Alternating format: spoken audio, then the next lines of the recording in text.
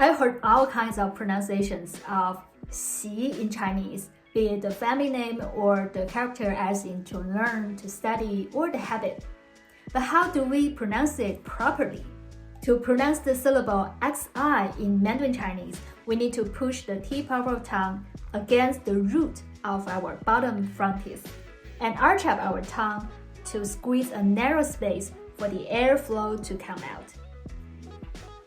习 习 习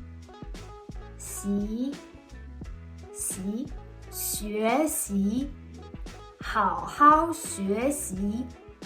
练习 多练习 先学习对的 再多练习 才能养成说好外语的习惯 先学习对的 再多练习 才能养成说好外语的习惯